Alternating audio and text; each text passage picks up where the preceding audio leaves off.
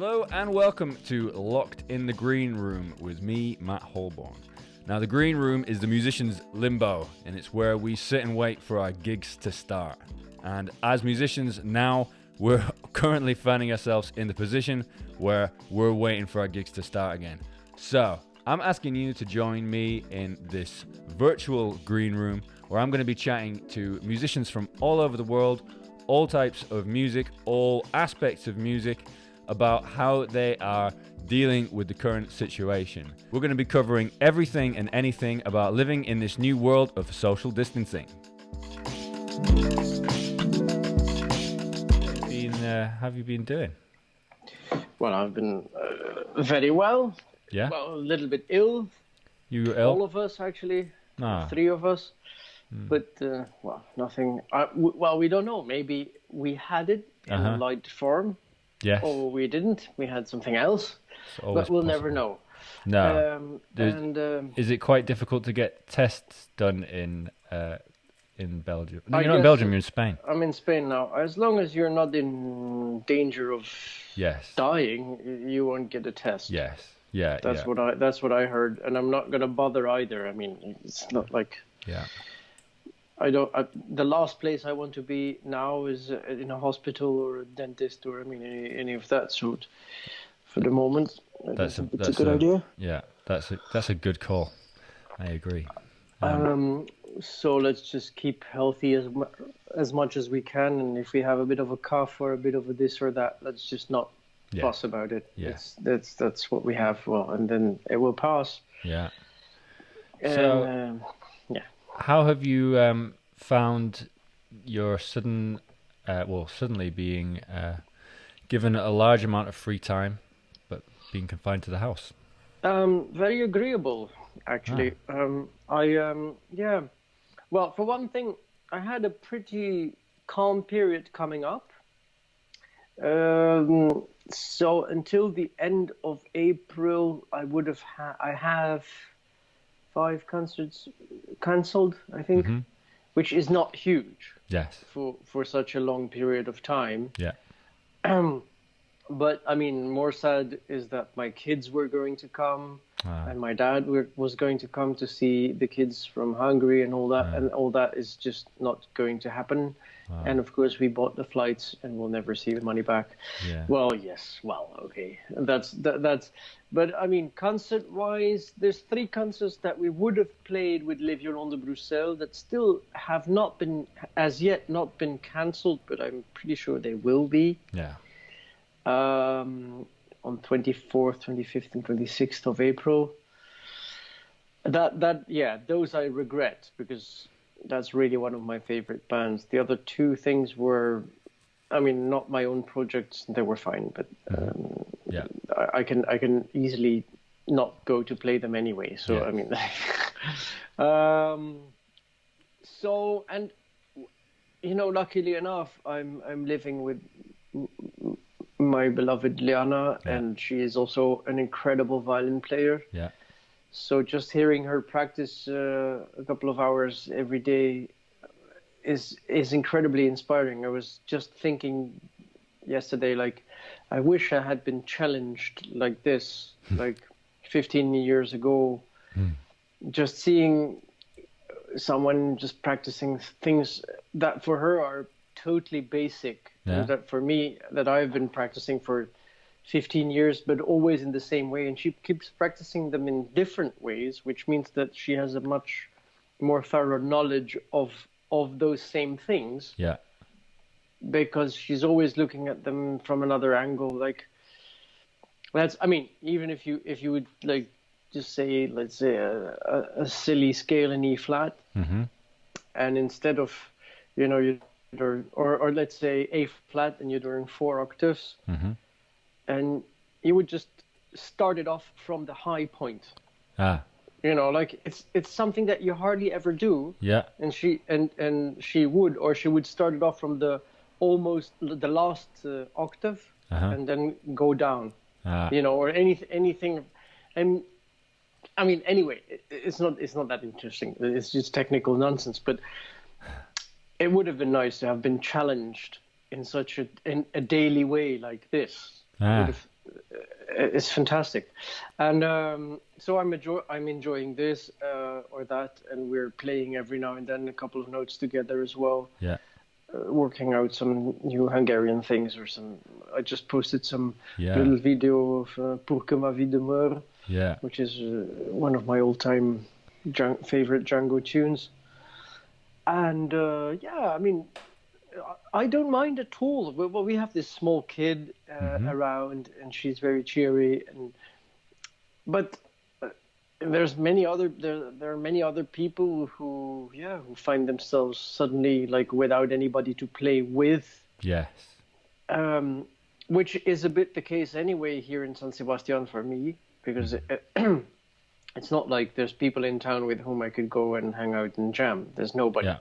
Well, there's a jazz conservatory, but that's like, I guess, not the style of jazz that I'm really interested in. And also, it's like it's academy, and then there's classical music that I just don't play. Yeah. I mean, I love it, but I wouldn't dare to go on stage and play classical music. And classical music is not music that you would easily go and jam anyway. So I just, the only one I play with is Liana here, which which now we have more time, seeing as Liana doesn't have to go to conservatory to teach. So yeah, I'm enjoying this pretty well, actually. I mean, also the quality of the air here is amazing. Yeah. So whenever you just open the window, we're lucky that we have balconies. So Irina can sleep in her stroller on the balcony, so she can catch some sun and fresh air. And yesterday we were still able to walk along the sea, not on the beach. That is closed down. Yeah. But, I mean, there's much worse places to be. I'm very happy that I'm not living in Brussels or in Paris or in London these days. Yeah, well, don't rub it in. Sorry? Don't rub it in. No, well, I mean, yeah, I'm sorry, but I am happy. Yeah, well, I can understand that. I would be too. But actually, you know, I'm used to this place. And actually, the air quality's seemingly got better since this whole thing's happened, because there's less for pollution. sure. Oh yeah, must be better. Yeah. So you've basically been using your time to become inspired by music and to practice. Yeah, of course. Yeah, I'm YouTubing, of course, a bit. Was listening to quite some Carnatic music just these days. Nagaswaram, this kind of South Indian hobo with tawil, which is incredible percussion. Yeah. Mridangam, I love that. I mean, there's so many things I love as long as it's acoustic and Turkish or Indian or South American. Atahualpa Yupanqui was listening to Troilo y Grela, fantastic bandoneon and guitar, Argentina. Yeah, I mean, anything I can find. I've been listening to a lot of music, obviously. I've been practicing some new things, but already before this started, because now I have more time to slowly, get more acquainted with the material. I practiced a solo of Django Reinhardt's on Brazil. Yeah, I remember you showing me that. Oh yeah, did I? Yeah. Oh yeah, when we were in London, yeah. Oh, yeah. So I practiced that on violin, and that's a lot of fun. A Romanian thing. Well, just. Is it the same Romanian thing that you've been playing for an age? No. It's the one. It's the one that I have been listening to for an age, but never played. That now I'm practicing. Is it perhaps the one that you showed me in London? Yeah. Yeah. Exactly. But now I was more practicing just some technical nonsense and some the Passacaglia from Handel. Yeah. The thing that would viola and violin. Yeah. And just play. I'm enjoying my new bow. I have a new bow. Is that the bow that the lady gave you in London? No, that is still with Dave Kelby. I don't think that would be. I mean, God knows. Actually, it's a broken bow, so well, I don't think it would ever be really fantastic. Okay. It might be good enough, but it's with Dave Kelby because I didn't have any opportunity to take it with me, seeing as my bow case was full. Yeah. No, it's a French bow. It's well, it's said to be a Fétique, but well, God knows. Who knows? But it's a very nice bow. Yeah. And it makes the sound. It makes it's a huge difference. Yeah. Huge difference. It's and interesting. I'm practicing a bit guitar. My uncle Wazo Grunholz, the main inspiration for all the Dutch and Belgian gypsies who were playing Django Reinhardt's music after Django. He passed away a couple of weeks ago. Yeah. And that Sorry to hear that. that reminded me of a couple of compositions of his that I started replaying a bit on guitar, just Yeah. and some Skype lessons nowadays, Mm-hmm. which is a new experience.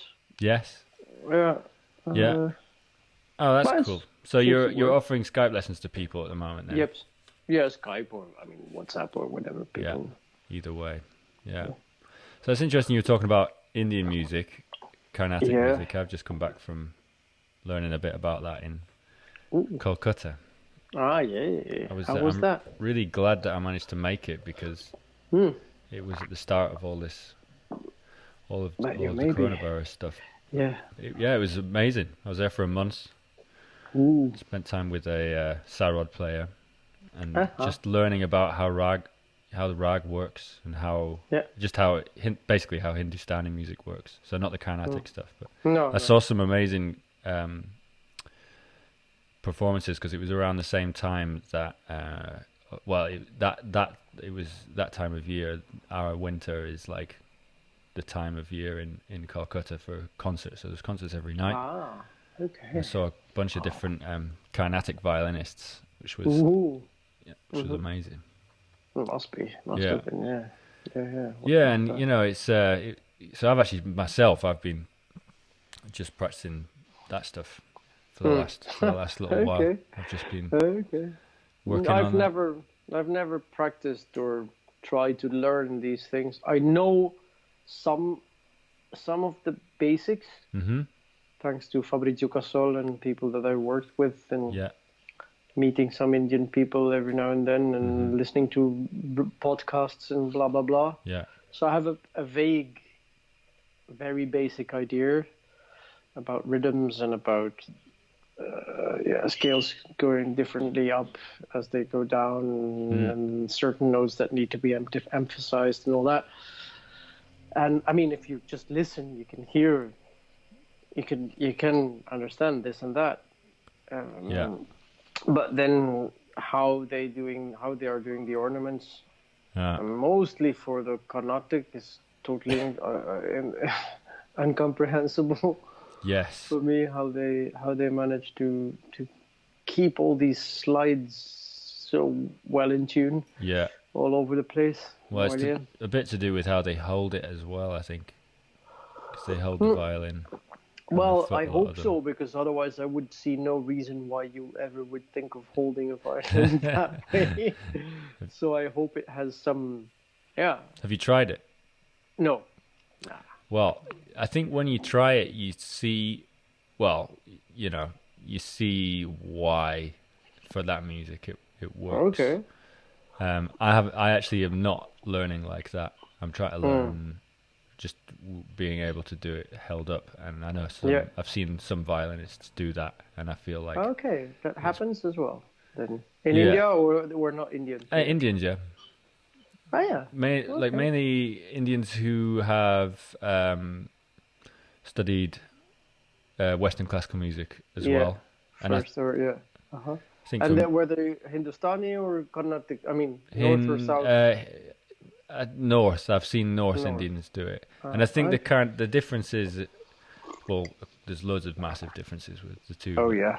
But I think that one of the differences was with the two is that Carnatic music, like the slides are actually a little bit more exaggerated, and I think so. I don't know. I feel like, yeah, man. I think you'd sound amazing playing Indian music. I'd love to hear you. That would be very nice if I would have the courage, but that's really it's too deep an ocean to just kind of take a boat and float a bit. I mean, it doesn't make sense to me. I agree. I would either put everything aside, disappear for 10 years, learn Tamil or whatever, you know, or Hindu, and go there and study for 10 years, and maybe I would be able to do something that would be acceptable for them. Yeah. But I mean, that's the only thing that would interest me, nothing less. Right. Nothing, like anything that sounds a bit like, yeah, I can do that. But what's the point? I know what you mean. For me, the point for me, I didn't want to just go there and go, oh, right, that's interesting, and then just leave it. I wanted to go there, find out about it, and actually try and work out a way of performing at least one rag to, you know, for myself. Fair in enough. A way that, you know, I'm not in a way, I don't think I would ever, well, there's no way I would ever be able to perform, you know, to be a performer in that world. Yeah. But well, it's just because it's just for me. That's what I think for myself. Yeah. But I also, I mean, if I had a month, I might also do that for the experience. Yeah. Obviously. But I would never have the thing like, okay, I'll play this music. Yeah. Put it on your CV. Or I would need 20 years. Yeah. Agreed. And what was it is interesting. It's like Hari Prasad Chaurasia, you know, the flute player. Yeah. I saw him actually. I saw him play. Oh wow! Yeah. You know the amazing story about him. Go. Is that he was an autodidact player. Oh really? And he went to a teacher, and this teacher said something that I often say to people. It's very hard to teach you because you have a lot of bad habits installed that are too difficult to get rid of. Yeah. And so that teacher went further than I would go, and he just said, I'm not going to teach you because you're never going to get over those habits. Yeah. And I need you to, I mean, if I want to teach you, I need you to get over those habits, and it's not possible. Either you learn it the right way or désapprendre in French, unlearn basically a habit is pretty impossible. Yeah. Now, that reminds me of another story. And Hari Prasad was so disappointed that he went home and made himself a flute. I actually wonder whether he would have had to make another one. No, he didn't. He just started to play instead of left-handedly. Uh-huh. And he went back to the teacher and said, I want to learn, you know. And that the teacher could accept. And he just worked like a madman. Oh, man. And became one of the best ever. That's amazing. Yeah, that is amazing. So he plays the other way around because that was the only way he could see of getting rid of all his formal habits, which is actually, I guess, pretty correct. And it must have worked because he was one of the best. Yeah. And I said I had another story. That's something Alexandre Tripodi was talking to me about not a very long time ago. He's talking about practicing. And this incredibly beautiful comparison with the human brain during practice and a slab of marble. It's a very good image. You know, when you want to engrave something on a slab of marble, you need to hit this one spot and again and again and again until you have this chip that comes off, and then and you it's a very tedious job to engrave it. And that is actually good practice, or anything you practice is actually that's what you're doing. Yeah. Now, the brain is like a slab of marble, which means that once it is engraved, it is very difficult to get rid of it. Yeah. And that's why it's so important to practice straight away the right way. Yeah. Because if you don't, you have a whole load more work to resurface the whole marble slab and restart. Yeah. Which it's a very good comparison, because it's really true. It's because of repetition. So you repeat and you repeat. And that's why people. That's why you really need to practice slowly, also, because if you practice too fast, you get all these little mistakes that you don't even notice, and even little blockades. You practice them actually into your playing. Yeah. And then once you realize, it's too late, because they are already engraved in your marble slab. So it's I think it's a very nice. That is amazing. Yeah. It's not my invention, but it's a nice story. Yeah. Or a nice comparison. That's true. So, with this whole thing happening, what's been the? Have you managed to find yourself a like a new routine? Has there been a routine that's come out of this that hasn't been there, that wasn't there before? Not as yet. Not as yet. I heard some people say this whole thing is going to change the world tremendously. Yeah. And I guess, yes, for some people it will. Mostly businesses and the economy and all that. I have no idea.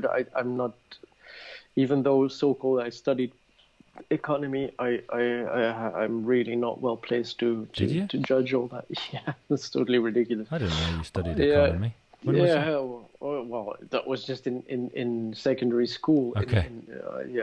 Until I was 18 and I could leave school. I should have done Latin, but it's a long story. But I have a little diploma of a kind of basic accountant thing. Oh, really? Which, could you be my accountant? Yeah, well, if you want to crack up laughing and not stop until tomorrow, of course. No, that doesn't make any sense. I got the diploma just because I knew what I needed to do and how to work to get through it, but I can't do it. Yeah. And I hate the whole thing. But back to, so people say the world is going to change tremendously, and yes, in some fields it will, but I don't think this is going to last long enough for it to change fundamentally. It will change, obviously, because it will change. Some shapes will change, but it will be pretty much on the surface, and as I say, in some fields it will be more tremendous and more dramatic, for sure. But it's, for the moment at least, it doesn't look like suddenly the internet is gonna just collapse or something of that sort, because that would be a fundamental change. Of course. And actually, maybe even a good one. But I don't know. I've been YouTubing these days and thinking often of these wonderful times when I had 5 tapes to listen to. Yeah. And then you come at Koen Koter's place, and he has this fantastic Romanian tape, but he doesn't have a double tape recorder, so you cannot make a copy. And you slip this tape clandestinely into your pocket and take it home, because you don't dare to ask him if you can take it, and then next time you just kind of return it. These things, that was wonderful actually as well, because it's like, the joy of finding that thing that you've never even suspected exists, or that you knew exists but you could never find it. Yeah. These joys we don't have And also just listening to the same music over and over and over again is Yeah. very good if you want to learn it. Agreed. It's much better than what we are doing now.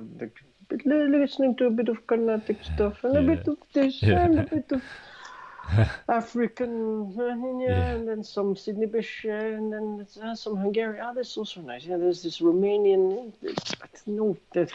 It's of course it's inspiring, and it also keeps something working. I mean, it's not all bad, obviously, and I've definitely learned some very nice things.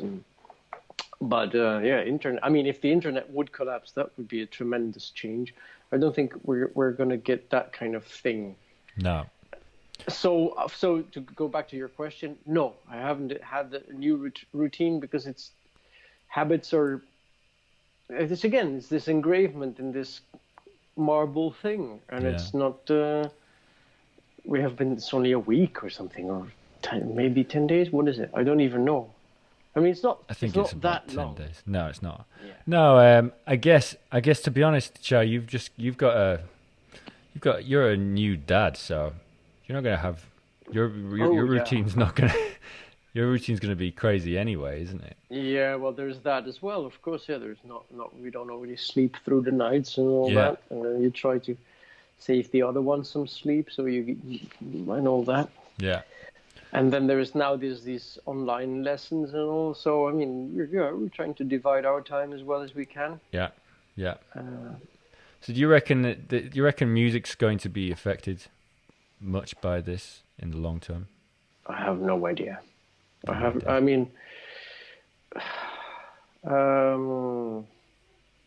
no idea, really, actually. Yeah. Because as I say, I don't think it's going to last long enough for things really fundamentally to change.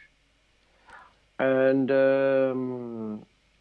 so I don't think that it will really affect music. Yeah. It might affect, like, there's new things coming up. Like now I just got somebody sent me something about some online concert, and I don't really know how it works, and I don't really feel like going into it. Yeah. If somebody else wants me to do it and they can set it up, I don't mind. But I'm not gonna, fill out all these forms and thingies and. Yeah. But so these things, there are things happening, I'm sure. Yeah. But every night here at 8:00 they're clapping. Oh yeah. They go really nice. onto balconies and they clap for all the medical people who are working. To try and save as much as possible, as many as possible, and I just decided I'm gonna get out my taragot, this kind of Hungarian wooden soprano sax, basically, which is nice and loud but still it's a very mellow sound, but it carries very far. Yeah. And so when they have been clapping for a couple of minutes, I just go outside and play a tune. That's nice. my contribution. That's great. And I mean, people seem to love it. I mean, it's now the third or fourth night I'm doing it because before I was a little bit ill and I didn't feel well enough to do it. Yeah. So these kind of things suddenly come up and you just do something and people seem to like it suddenly. And some of the neighbors have come to ring. They rang the bell and said thank you for playing. And I'm like astonished because they hear us play every day. So they must have enough of it. But so thankfully. Well, I do think it starts to bring out this sort of this positive feeling. This whole thing does mean that like people are a lot more emotionally, I don't know, like open. And I hope so. I most certainly hope so. Yeah. Even like good and bad, like. You can. I've noticed even for myself, I can quite easily become emotional about something that I would never be that way about. But then, in a good way and in a bad way. So if something bad happens, I'm more affected by it, and if something really good happens, then I'm more affected by it. So I guess that's what's happening. Is people hear your music and they're just open. They're like, wow. Yeah, I also thought of doing it because at the back we have two balconies basically, or three, On the back side, there's some guy who after this clapping, he puts on some pretty disgusting techno nonsense for a bit. Yeah, he so thinks annoying. he thinks that is uplifting. Yeah. And I guess that is also one of the reasons why I started doing it, because I just thought, I mean, Yeah. come on, let's really do something ourselves. Yeah. And what's the point in putting on some CD or some, I Yeah. mean, whatever MP3 thing? Yeah. And then, yeah, I think that will make anybody happy. I don't know, maybe it does, but it doesn't. Whatever. It's not I reckon there's a small percentage of people who it makes happy, but I think that hearing live music is going to make a much larger percentage of people well, let's happy. hope. Yeah, let's hope that. Yeah. Yeah. That's at least what I do. What I try to. Yeah. Hope. So what, in terms of like the music you've been working on, what's the main thing you've been doing? The main project, let's say, is a thing called Silenti, Huh. which is a new thing that is really going to be very, very beautiful. It's one of the. It might be so far one of the most the strongest things that I've been working in, I think. Mm-hmm. It's Fabrizio Cassol, who is this composer from Akamoon. Mm. He is a musical scientist, rhythmically, and also he knows a lot about Indian music, Carnatic mostly. He was giving lectures about things that have disappeared out of Carnatic music in India. So, I mean, he knew. But he also knows a lot of African stuff, and they went to visit pygmies. And I don't know. I mean, he's a very interesting guy and a very interesting composer who has composed spectral music for orchestras, as well as for his just trio with electric bass and drum and saxophone, incredibly loud and fast and full on. And he's done many, many, many different things, but always emotion seems to be a very important, as playing an incredibly important role in it. And I've been lucky enough to work with him already since 15 years now. Yeah. But he was always thinking he wanted to make something around my world, my musical world. So now we found a way of doing that. There's a bit of Holocaust story involved, because that touches very deeply onto my family. Yeah. And that just touches actually many, many people, also Fabrizio, and he had this, it's called I Silenti, the silent ones, because it's like, when you go to Berlin, there's a museum about Holocaust, and there's a lot of letters that mostly Jewish people have written on scraps of any paper that they could find, to try and say goodbye to other people, or to tell them what was happening before they would be taken away. And Fabrizio thought gypsies would never have written letters because they couldn't write. So they're the silent ones in this kind of story. So he took some scraps of music of Monteverdi from the madrigals, with phrases that could be interpreted as letters of those people. And there's music that I propose, songs mostly, some Greek, some Hungarian, one Manouche song that is straight away connected to the Second World War. And there is three. So we have three singers, Baroque singers: Claren McFadden, Nicola Wemyss, and Jonathan Alvaro, I think, if I'm not mistaken, the names. Philippe Thuriot on accordion, who does like most of the kind of basso continuo work. Vilmos Chicos on double bass. There is an incredibly talented young Bulgarian kaval player, and then also an equally talented Turkish percussion playing girl. Yeah. And me on violin and vocals. Yeah.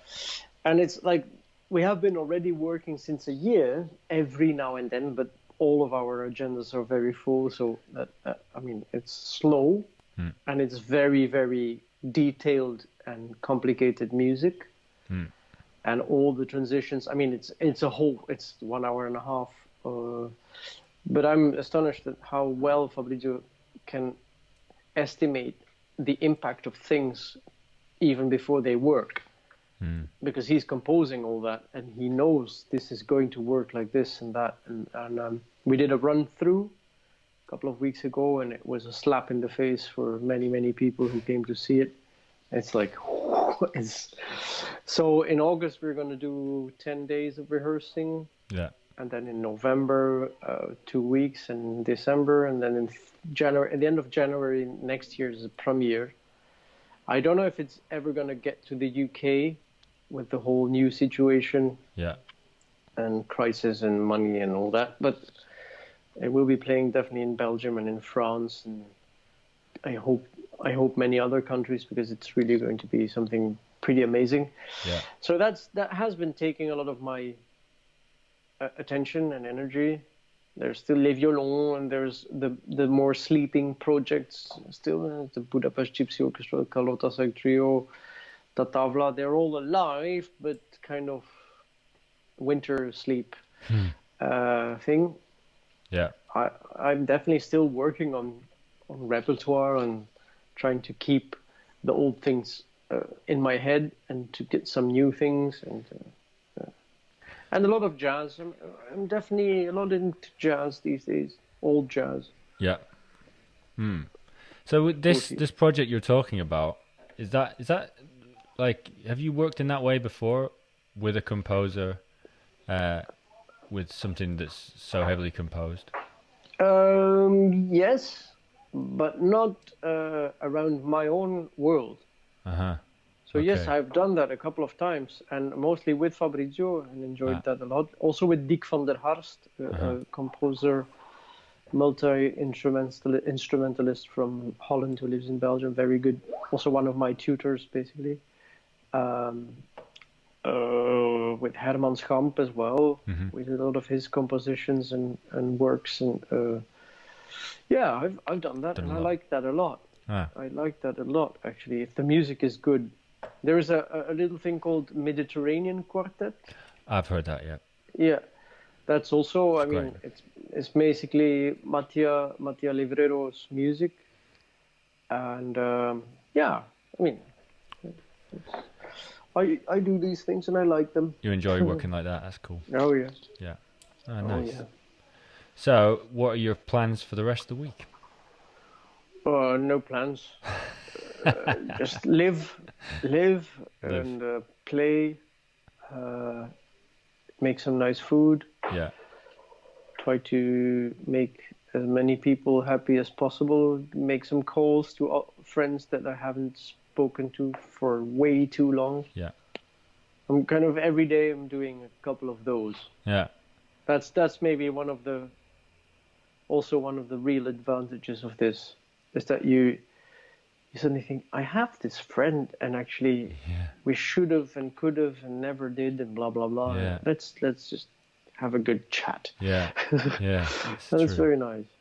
Yeah. Well, that's it. You know, you said you've got no plans. Those are your plans. Those are plans. They're good plans. Yeah, that's true. Yeah. No, I mean, I've plans, but no fixed. Yes. Fixed schedules. They could happen at any point. Yeah, and that's also what I like. That's how I like to live. Yeah. Anyway. Yeah, which is quite difficult to live like that if you work as a musician. You don't have exactly. Yeah. Exactly. I guess 2 years ago, when I really badly needed a holiday, that was the one phrase that kept coming up. I want 2 weeks of no schedule. Yeah. I want 2 weeks of just being somewhere, waking up, making a coffee, having some breakfast, go back to sleep, God knows, read, play as much music as possible. That's all fine. It's not that's not the problem. Yeah. It's the hurry up and wait phenomenon as we call it, which is when you're touring, that is all over the place. Hurry up and wait. Yeah, that's like you say we're at 10 o'clock in the morning, reception, hotel to go to the bus, and you arrive 5 to 10. Everything is ready. Your suitcase is packed. Your violins on your back. The bass player still asleep. Yeah. What the bloody... Okay. You could have had another cup of tea at the breakfast, but you didn't because you want to be in time. So hurry up and wait. That's the thing. Then you arrive after let's say 4 hours of driving. And 2 o'clock, you arrive in, say, Bristol, whatever, in some hotel. And no, you can't check in only after 3. So that's, again, hurry up and wait. Yeah. And then there's the sound check, and this is not ready, and then that's the hurry up and wait phenomenon. And that's the thing that I think I like the least out of our profession, is that nonsense. I really I've been telling a lot of things that are not my inventions, but I really try to, I really like living along those lines. And another friend of mine said once, we musicians, we don't want to be, and we can't be paid for playing music. Yeah. It's not possible.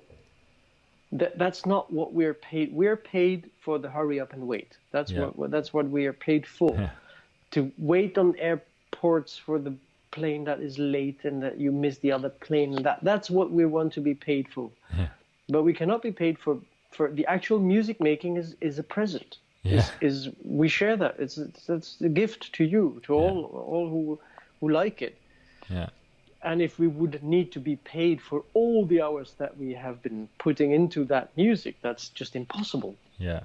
And it's not even necessary. I mean, I don't think it is. No. But the hurry up and wait, that's definitely something I want to be paid for. Yeah. So how long have you been so busy, actually, Tcha? When did you start getting so busy? Good question.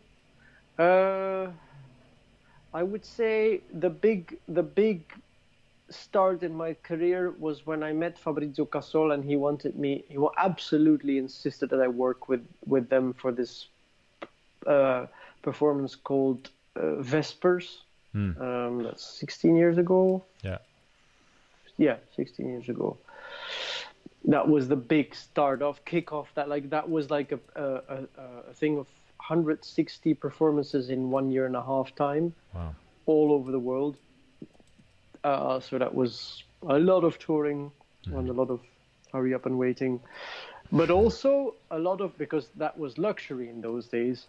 We had sometimes 5 performances in the same city, which means that once everything is set up, you only have to go into the theater at around 6:30 in the evening. So you have the whole day to either sleep and basically to do anything that helps your performance being better. Which can be either sleep, can be walk around, can be lie around, can be practice your head off. It can be anything. Yeah. But as long as the whole day is in function of that one concert, and that's a fantastic luxury. Yeah. That I have not very often had since. Yes. But since these 16 years, the last 16 years, have been the most busy in my life. And now it has calmed down a little bit because of me living in San Sebastian, which involves a little bit more traveling to get somewhere, which means I don't accept all the concerts I can get, also because of thanks to the family and little one and all that. But let's say 2 years ago, 1 year ago, it was incredibly busy. Yeah. Well, it sounds like you're having a nice, sounds like you're making the most of the situation. And I think so. I mean, I try. I try to. Yeah. Well, nice one, man. I hope everyone does. So do I. I'm trying to do the same. Exactly. Of course. Yeah. It was very nice to hear you. Yeah. And we should. I hope we'll meet soon again. Yeah. Well, when this is all over We'll see what happens with frontiers this. are open again. But yeah, next time you're in exactly. London, God knows when that'll be, because we don't know. But when you are, it'd be great to see you again. Yeah, for sure. Absolutely. Okay. Thanks very much for listening, watching. Please subscribe to this channel and click the little notifications button, the little bell in the whichever side I'm pointing at. I don't know which one it is, but click the little bell and click all notifications so you can see every episode as it comes. These are going to be coming out pretty regularly, so please subscribe. And as I said, we'll be up on all the podcasting apps really soon once iTunes picks us up. So thanks for listening. Goodbye.